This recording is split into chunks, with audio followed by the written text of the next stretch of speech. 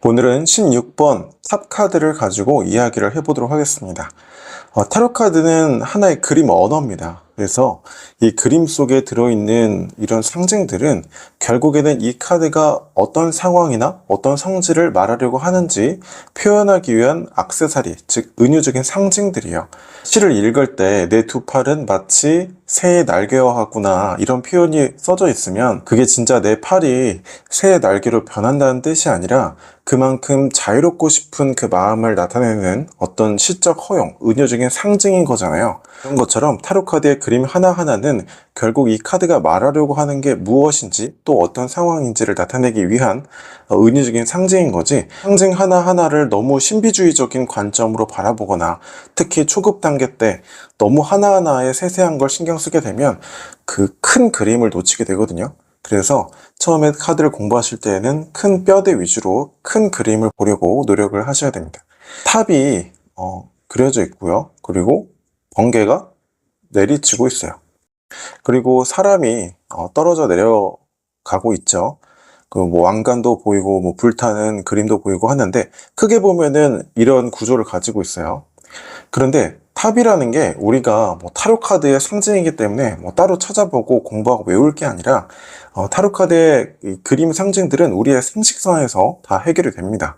예를 들어서 집이라는 거는 뭐예요? 안식처죠. 그리고 뭐 성벽이 그려져 있다. 그럼 이건 뭐예요? 그 외적으로부터 침입을 방어하는 거죠. 즉 울타리, 뭐 방어 또는 뭐 소극적인 상황을 나타낼 수 있고 어떤 방어적인 걸 나타내는 거죠. 그러면 탑은 뭘까요? 탑은 1층부터 끝에 층까지 이르기까지 천천히 쌓아 올리는 거죠. 이렇게 쌓아 올리는 거. 누군가에게는 열심히 노력한 어떤 과정을 나타내는 상징이 될 수도 있고, 또 누군가에게는 어떠한 목표 지점을 향해서 쌓아나가는 그 목표를 나타낼 수도 있고, 또 목표이기 때문에 또 누군가에게는 어떤 욕망의 어떤 대상을 나타낼 수도 있고, 결국에는 크게 봤을 때 어떤 목표, 어떤 목적지에 도달하고자 하는 과정이나 또는 그 목표를 나타내는 거죠. 그런데 그 쌓아 올린 것에 번개가 쳤어요. 번개는 사람이 인위적으로 만들어낼 수 있는 게 아니죠. 특히 이 옛날 시대를 그리고 있기 때문에, 즉 사람의 통제를 벗어난 외부의 영향력을 의미하는 겁니다. 그러니까 외부의 영향력이라는 게 진짜 어떠한 사건이 일어났을 수도 있고요. 아니면 그냥 갑작스럽게 내 의도와는 다르게 일어난 일이나 어떤 계기를 말할 수 있어요. 그러니까 중요한 건 뭐냐면 이 번개가 진짜 어떤 물리적인 사건을 나타내는 거냐, 번개가 뭐냐, 이게 아니라 의도치 않은 어떤 순간이나 어떤 상황을 나타낸다는 거예요. 그러면 지금까지 설명한 걸 하나로 정리하면 어떻게 돼요? 의도치 않은 어떤 순간이나 영향력이나 사건이나 상황이나 어떠한 타이밍에 의해서 기존에 쌓아올렸었던 과정이나 어떤 목표나 어떤 이루고 싶었던 어떤 욕망이나 그것들이 한순간에 붕괴되어지는, 무너지는 사건 또는 상황, 그 때를 의미하는 거죠. 이런 상황에 만약 내가 처했다면 어떤 감정이나 생각이 들까요? 일단 일손위로 드는 게 놀라운 감정을 느끼겠죠. 뭐 서프라이즈가 아니라 진짜 당황스럽거나 당혹스럽거나 놀라운 감정을 느낄 거예요. 또는 그 1인칭의 사람의 입장에서는 그동안에 쌓아올렸던 과정이나 목표나 그것들이 무너지게 어떤 상황이기 때문에 그동안에 무언가가 무너지는 상황이구나 이렇게 인식을 할 거예요. 그러면 객관적인 사실로 보면은 어떤 상황일까요? 그냥 갑작스러운 어떠한 사건이나 외부 영향이 발생한 거예요. 근데 그게 1인칭의 입장에서는 예측하지 못한 순간, 즉 알아차리지 못한 가운데 일어났기 때문에 갑작스럽다고 느끼는 거죠. 그 얘기를 역으로 바꿔보면 어떻게 돼요? 즉 알아차리게만 하면 사실 이런 상황으로 느낄 만한 상황은 또 아니었다는 거죠. 중요한 포인트가 알아차리지 못했기 때문에 갑작스럽게 무너진 상황이다, 이렇게 알 수 있습니다.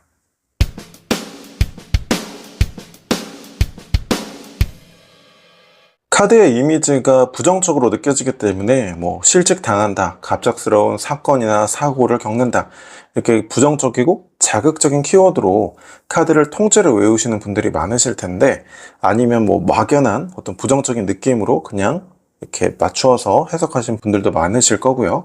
그런데 그 실직 당한다, 뭐 갑작스러운 사고를 당한다, 이것도 최종적인 그 의역 단계의 결과물일 뿐, 결국에 근원적인 뼈대는 예기치 못한, 알아차리지 못한 순간에 내가 그동안 쌓아올렸었던 과정이나 목표나 그것들이 무너지는, 영향을 받는 상황을 말하는 것이지, 이게 꼭 실전에 등장하면 이건 실직입니다, 뭐 사고입니다, 뭐 그런 걸 의미하는 건 아니라는 거죠. 그냥 이 카드의 성격과 실제 그 내담자의 고민의 성격이 맞아 떨어졌을 때 어떤 상황을 대변하는 그냥 거울인 겁니다.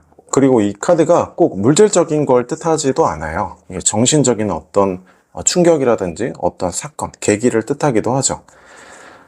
그래서 결국에는 실전에서 주변의 카드와 어울려졌을 때, 또 내담자의 고민과 질문을 적용했을 때 어떻게 의역되는가, 이게 타로의 원리인 겁니다. 자, 카드를 섞어서 한번 스토리텔링을 만들어 볼게요.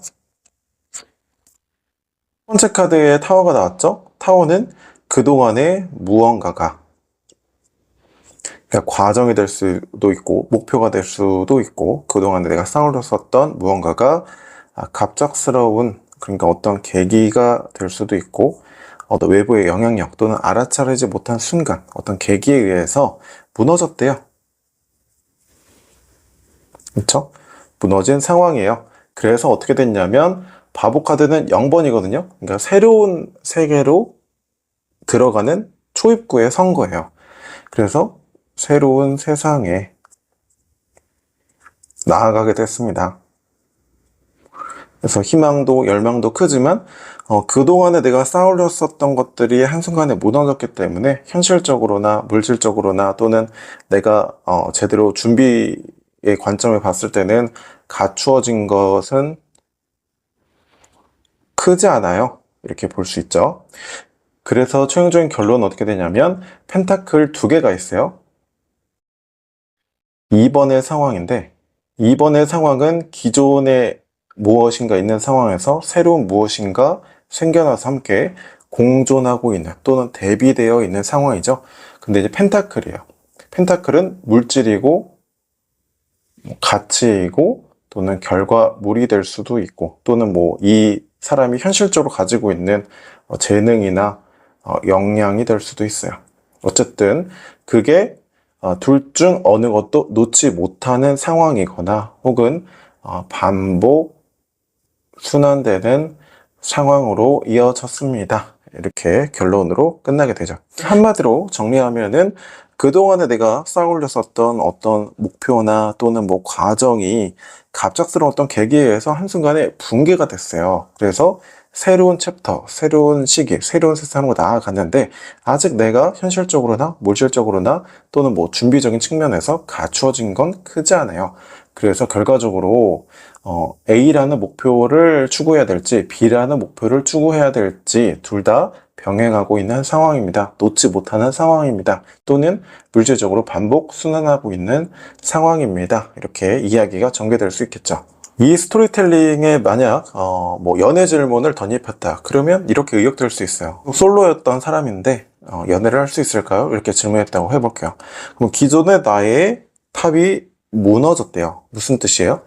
원래는 연애에 대한 생각이 크지 않았을 수 있어요. 그런데 연애를 이제 내가 할 수밖에 없는 상황이구나, 해야 되겠구나, 그런 어떤 계기가 왔다는 거야. 그래서 연애를 하고 싶다는 마음을 가지고 나아가고 있는데 아직 갑자기 기존의 나의 신념을 바꿨다 보니까 현실적으로 어떻게 연애를 해야 될지, 또 누굴 만나야 될지, 어떻게 해야 될지 준비나 현실적인 여건은 부족한 상황이에요. 그래서 이 펜타클은 실체를 나타낼 수 있거든요. 그러니까 실제 누군가를 만나는 상황이 될 수도 있고, 아니면 내가 연애의 흐름에 있어서 어떤 연애를 추구해야 될지 나의 목표나 방향성이 될 수도 있어요. 어쨌든 중요한 건 어느 것에도 집중하지 못하고 계속 순환되는 상황이라는 게 중요한 포인트죠. 나에게 이런 사람이 맞는지 또 저런 사람이 맞는지 잘 모르겠지만 일단 반복해서 누군가를 만나거나 계속 만나려는 노력을 반복하고 있습니다. 그럼 연애를 할 수 있을까요? 누군가를 만날 수 있는 기회는 주어질 것 같아. 그런데 어떤 연애 상대 또는 어떤 연애가 나에게 맞는 것인지 좋은 것인지 아직 잘 모르는 상태이기 때문에 누군가에게 정착하고 연애를 시작한다기보다는 그냥 계속 만남이 주어지는 그 상황이 반복되는 흐름으로 펼쳐질 것 같아. 이렇게 의역이 될 수 있겠죠. 만약 퇴사를 하고 새로운 나만의 일을 하려고 하는데 잘 될까? 이렇게 질문했다고 해볼게요. 그러면 기존에 내가 쌓아올렸었던 탑이 무너졌죠? 이게 무슨 뜻이에요? 내가 회사에서 갈고 닦았던 커리어나 일의 특성과는 전혀 다른 분야로 나아간다는 의미가 될 수도 있고, 또 이 퇴사를 아주 오래전부터 준비했다기보다는 최근에 들어서 갑자기 내가 퇴사하고 나만의 일을 해야 되겠다, 이런 깨달음이나 어떤 순간이 왔을 수 있다는 거죠. 어쨌든 기존에 내가 쌓아올렸었던 것과는 전혀 다른 스토리로 넘어가는 구간이 생긴다는 겁니다. 그래서 새로운 일을 하고 싶은 마음도 크고 계속 도전을 하는데 아직 현실적으로 갖추어진 거나 또는 기회적인 측면에서 크게 보이진 않아요. 그래서 어떤 돈을 벌더라도 또 투자라든지 반복 순환되는 그런 상황으로 이어질 수 있다는 거예요. 그래서 퇴사하고 일이 잘 될까요? 결과물은 얻을 수 있겠으나 아직 마음에 비해서 갖추어진 현실적인 여건이나 준비나 능력이나 기회는 크지 않기 때문에 결과물은 주어질 수 있겠으나 다시 재투자를 해야 된다든지 또는 새로운 나의 일에 바쁘게 적응해 나가는 모습으로 이어질 수 있어. 이렇게 의역이 될 수 있겠죠. 초급 단계에서는요, 이 카드를 큰 뼈대, 최대한 큰 그림으로 인식하는 게 중요해요. 왜냐하면 어떤 고민 상황에서든지 어떤 또 상담에서든지 이 카드의 큰 뼈대나 큰 그림은 절대 변하지 않기 때문이죠. 그렇기 때문에 카드를 헷갈리지 않고 실전에 적용할 수 있는 거예요. 그런데 이 카드에 의역된 어떤 키워드나 문장이나 그 해석된 것들을 외우게 되면은 그 상황이 아닌 다른 상황에 맞닥뜨리게 되면 이 응용이 안 되기 때문에 금방 타로 슬럼프에 걸릴 확률이 높아지게 됩니다. 이 카드의 큰 뼈대를 인식하고 공부했다면 이번에는 주변 카드와의 스토리텔링 연습을 하는 겁니다. 그 다음에는 내담자의 질문이나 고민을 적용해서 의역하는 단계로 카드를 해석하고 또 연습해 나가시면은 점점 하면 할수록 이 1번에서 3번까지의 이 간극이 점점 좁혀지게 될 거예요. 그래서 나중에는 그냥 꼭 이렇게 단계별로 해석하지 않아도 그냥 딱 보는 순간 의역이 되면서 동시에 스토리텔링도 자연스럽게 되는 이 단계로 들어가게 됩니다. 더 이상 내 해석이 맞는지 틀리는지, 이 카드의 의미가 어떤 의미인지 이렇게 헷갈리지 않게 될 거예요. 카카오톡 채널 타로 알려주는 남자를 친구 등록하시면 가장 빨리 소식을 받아보실 수 있습니다.